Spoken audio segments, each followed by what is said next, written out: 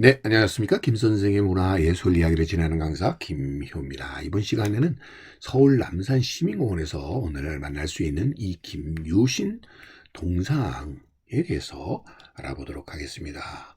자, 서울 남산 타워가 바라다 보이는 이 한양여성 길을 따라서 오르는 곳에 이 남산 시민공원이 마련이 되어 있고요.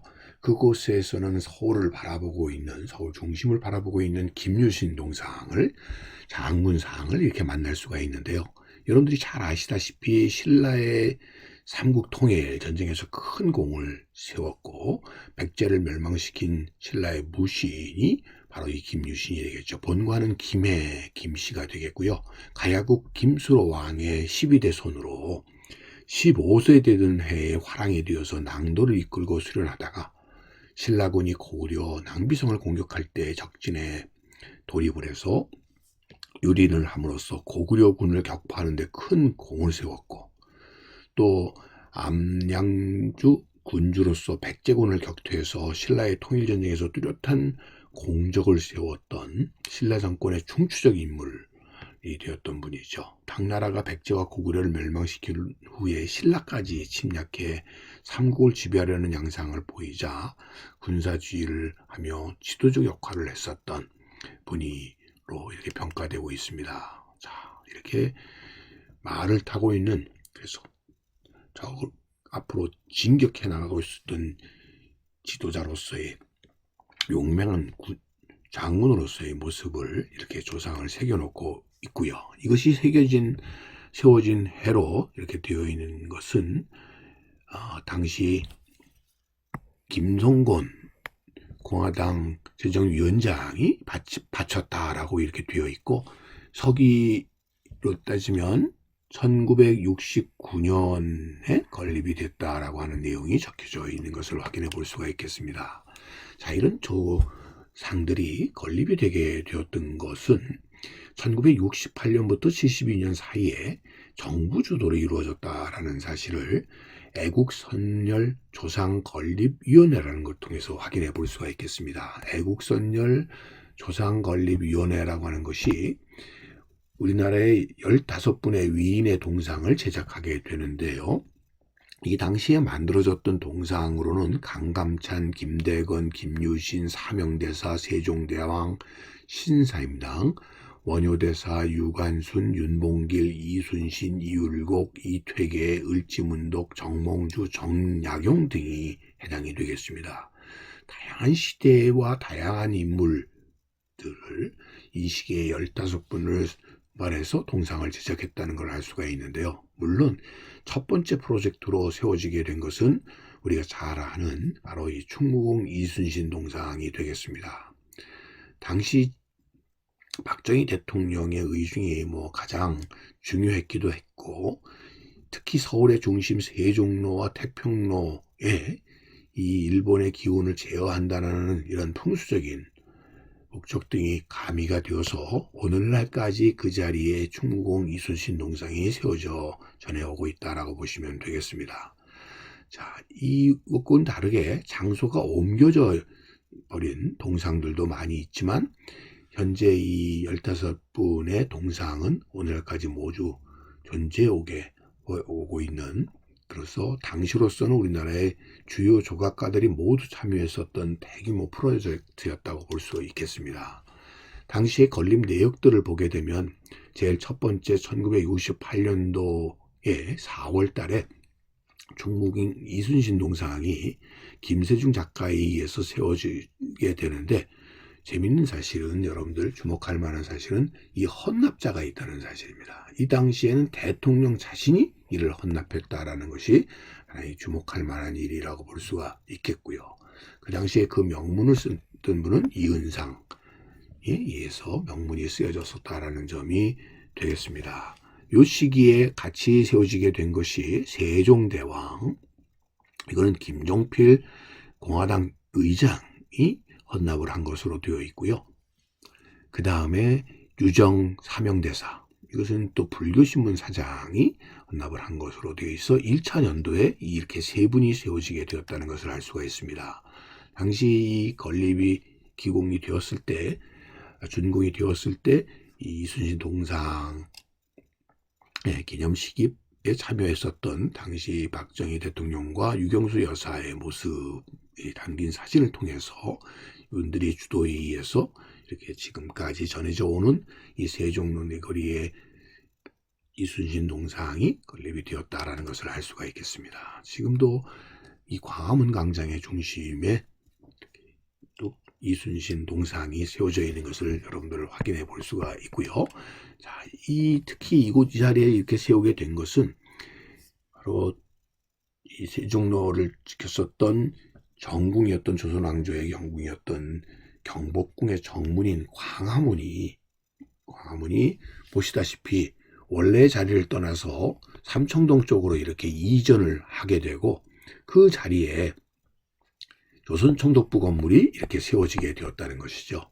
1930년대에 이렇게 세워짐으로써 우리의 민족의 정기를 가로막아 섰었던, 그래서 여러분들 보시는 것처럼 당시 근정문 앞에 이렇게 우뚝 서 있는 광화문 자리에 세워져 있었던 조선총독부의 건물, 이 조선총독부의 건물들이 결국 해방 이후에도 이렇게 계속 이어져 중앙청으로서의 기능을 거듭하게 되었던 것이고, 이를 철거하고 오늘날 여러분들 광화문이 이렇게 복원되어 있는 모습을 확인해 볼 수 있는데, 그런 일본의 식민지 지배의 유산이 기운이 그대로 남아있는 이 광화문의 그런 기운을 원리하기 위한 하나의 이런 풍수적인 그런 목적도 담겨져서 이 자리에 이순신 동상이 지금까지 그 자리를 지키고 있다, 이렇게 보시면 되겠습니다. 자, 이처럼 이 자리를 이렇게 지키는 경우들도 나타나게 되고요. 여기 보시는 것처럼 남대문 뒤에 세워졌었던 유관순 동상 같은 경우는 그 자리를 결국 떠나서 현재는 장충당공원 지역에 유관순 상이 옮겨져 세워져 있는 것을 우리가 확인해 볼 수 있겠습니다. 자, 이처럼 그 자리를 떠난 경우들도 나타나게 되는데, 그 중에 한 예가 바로 이 김유신 동상이 되겠습니다. 김유신 동상이 세워지게 된 것은 1969년도 9월의 일이 되겠고요.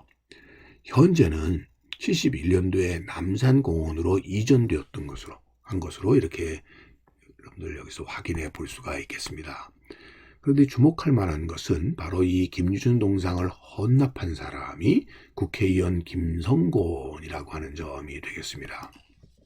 자, 당시에 1969년도에 서울 태평로에 김유신 장군 동상이 제막되었을 때, 이 시기에 이 박정희 정부의 가장 핵심 인물들이 이곳에 제막식에 참여했었다는 것을 알 수가 있습니다. 지금 먼저 들을 수 있는 것이 신범식 문공부 장관의 모습을 확인해 볼 수가 있겠고요.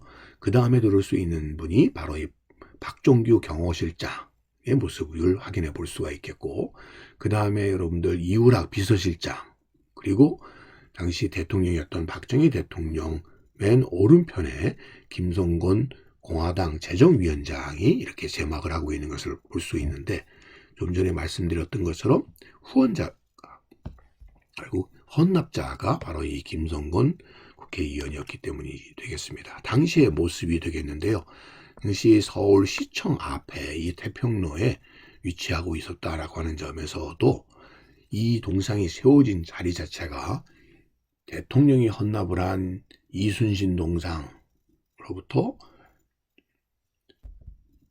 남쪽으로 내려온 태평로, 오늘날의 시청 앞 광장에 이것이 세워졌다는 것만을 보더라도 이 김유신 동상을 헌납한 당시의 김성곤 재정위원장의 어떤 의미에서 위상을 이렇게 엿볼 수 있는 예라고 볼 수 있겠습니다. 그래서 이렇게 세워져 있었던 것이 지하철 공사가 계기가 되어서 결국 이 자리를 떠나서 오늘날의 남산공원으로 이전을 했다라고 보시면 되겠습니다. 지금 경주에 가게 되면 이 형산강가의 김유신 장군 묘를 우리가 확인해 볼 수가 있겠는데요. 김유신 장군은 그냥 단순한 장군이 아니라는 것을 그의 신도비를 통해서 확인해 볼 수가 있는데, 최고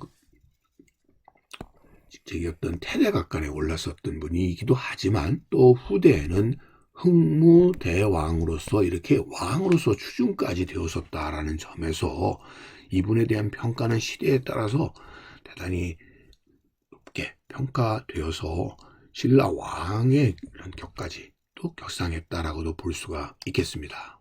자, 흥무문이라고 하는 이런 문을 통해서 300여 미터를 올라가게 되면 그의 묘를 만날 수 있는데, 묘의 규모나 이 형태로 봐서는 결국 신라 왕의 격에 해당될 정도로 그냥 단순한 묘의 기능 자체가 아닌, 그래서 여러분들 보시는 것처럼 이렇게 여기에 12지신이 이 둘러싸여 있는, 호석으로 둘러싸여 있는 이 형태라든지 전체적인 이 규모로 보더라도 왕릉의 격에 해당된다라고 볼 수가 있겠습니다. 보시는 것처럼 이렇게 12지진등이 호석으로 세워져 있는 이런 규모를 통해서도 이 김유신의 격을 느낄 수 있다라고 보시면 되겠는데요. 특히 주목할 만한 것은 이 묘비에 신라 태대각간 김유신 묘라고 되어 있는데, 이 비가 세워지게 된 시기가 바로 조선 숙종 36년이었다라는 점이 되겠습니다. 그러니까 조선시대까지 와서도, 특히 조선시대의 많은 왕 중에서도 특별히 조선 왕조의 기본적인 왕통 계승의 원칙의 대표적인 사례라고 들 수 있는, 즉 장자에 의해서 왕위가 계승되었었던 대표적인 인물인 숙종조 때에 와서 이 김유신의 묘에 이렇게 비가 새롭게 세워질 수 있었다라고 하는 점에서 보더라도 역사적인 평가가 조선시대에도 대단히 높게 김유신에 대해서 이루어졌었다라는 것을 알 수가 있겠습니다. 그 결과로 특별히 이 김유신은 이 시기에 경상도 신라의 세력을 대표하기도 하지만, 한편으로는 이 가야의 후손으로서 이 지역의 삼국 통일의 위협을 달성했었던 인물로 높게 평가되어서 현재 경주 황성공원에 이렇게 김유신 동상이 세워져 있다라는 것을 우리가 확인해 볼 수가 있겠습니다. 자, 이런 동상이 세워졌었던 것과 똑같은 이유로 결국 김성곤 당시 재정위원장의 헌납으로 태평로에 이것이 세워지게 되었던 것이라고 볼 수가 있겠는데요.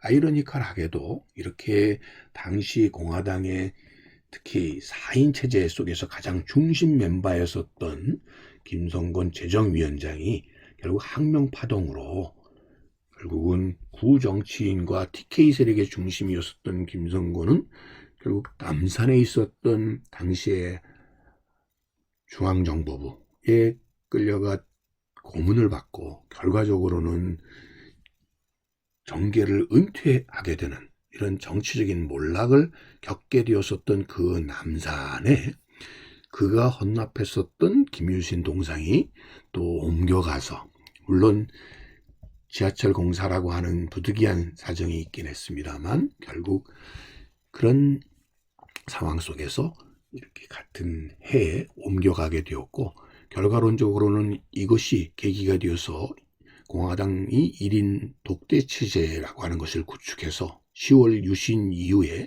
박정희 유신 독재 체제가 나타나게 되는 계기가 되었다라고 하는 점에서도 이 남산에 오늘날의 김유신 동상이 세워지게 된 배경과 너무나 일치하지 않나 하는 생각을 해보게 됩니다. 그런 의미에서 어떤 의미에서 권력의 허망함을 대표적으로 드러내주고 있는 바로 동상이 이런 김유신 장군 동상이 아닌가 하는 생각이 듭니다. 오늘은 이 남산 시민공원에 세워져 있는 김유신 장군상과 관련된 이야기를 오늘도 꽃밭을 가꾸는 김 선생이 말씀드렸습니다.